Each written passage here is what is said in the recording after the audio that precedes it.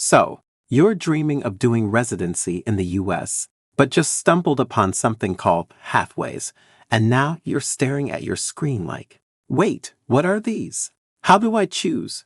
If that's you, take a deep breath, because in today's episode I'm breaking it all down.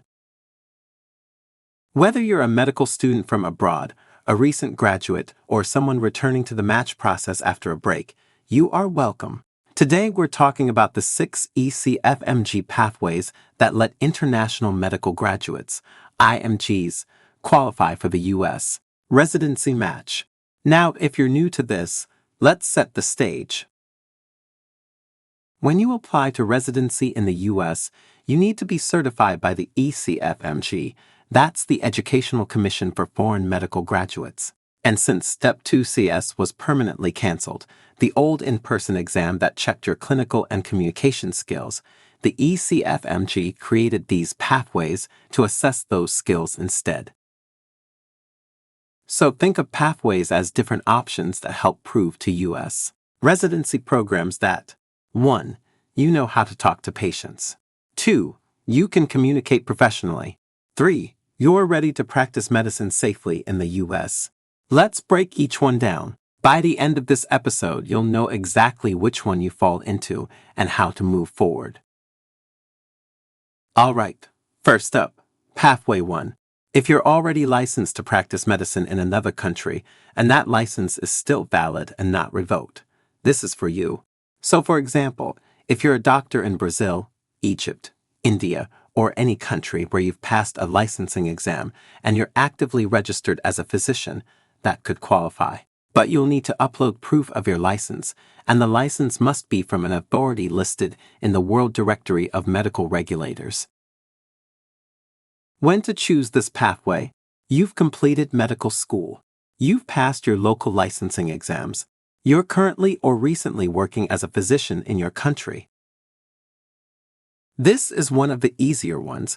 Pathway 2 is for those who graduated from a med school with accreditation that's officially recognized by ECFMG. Here's what that means. If your school's accrediting body is recognized by something called WFME, the World Federation for Medical Education, then you might be eligible. Example, some Caribbean schools and a few in countries like Turkey or the UAE are accredited and on the WFME list. But not all schools make the cut. Here is a tip. Always check if your medical school is listed in World Directory of Medical Schools with the little ECFMG note at the bottom that says you're eligible. If you're like, my school isn't recognized by WFME and I don't have a license yet, don't worry. Pathway 3 says, as long as your medical school dean or faculty can evaluate you and confirm your clinical skills, you're good to go. They'll fill out a form that goes directly to ECFMG, verifying that you completed hands-on clinical training. You showed competence in patient communication and basic clinical skills. Who should choose this? Final year medical students or recent grads. Schools that aren't WFME accredited but still have formal evaluation processes. It's a trust-based route. Your school. Now this one's pretty niche.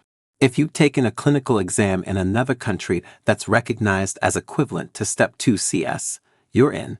Example, Australia has the AMC clinical exam. Canada has the NACOSC. UK has PLAB2. So if you pass those, congrats. ECFMG counts that as proof of your clinical skills. This one is rare but powerful. If you're currently a full-time faculty member teaching clinical medicine to students at a medical school, ECFMG might say, hey, if you're teaching it, you probably know it. But the catch, you must be a licensed physician in your country and officially working in a teaching capacity, not just seeing patients. This isn't for residents or students, it's for faculty doctors. Pathway 6, the one many people land on if nothing else fits. This pathway requires you to take a mini Step 2 CS-like exam run by ECFMG-approved centers. It's called the OET Medicine Occupational English Test for Medicine. It's not just English, it's a clinical simulation.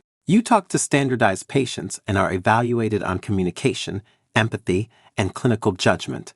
The cool part, you can take it in multiple countries, and it's usually a half-day exam. Who should choose this? You're not licensed yet. Your school isn't WFME accredited. You don't have access to faculty-based evaluations. In short, when all else fails, Pathway 6 has your back. When should you choose a pathway? Great question. Most people choose their pathway before applying for ECFMG certification and before applying to the match. You need to submit documents or register for OET early, ideally months before the match opens. Don't wait until September. Get started by March-May, especially for Pathway 6, because OET dates fill up quickly. Summary recap. 1. Pathway 1, already licensed internationally. 2. Pathway 2, your school is accredited by a WFME recognized body. 3. Pathway 3, school faculty vouches for your clinical skills. 4. Pathway 4, you passed a recognized foreign clinical exam, PLAB, AMC, NAC. 5. Pathway 5, you're a full-time medical educator. 6. Pathway 6, you'll take the OET clinical skills exam. Remember, there's no best pathway, only the one that fits your journey. It's not about how you prove your skills, but that you do. Take time, read up, and get help early. Don't forget to like, share, and subscribe to the channel for more guides like this. Drop your questions in the comments. I'm here to help. Thanks for watching, and best of luck on your journey to US Residency.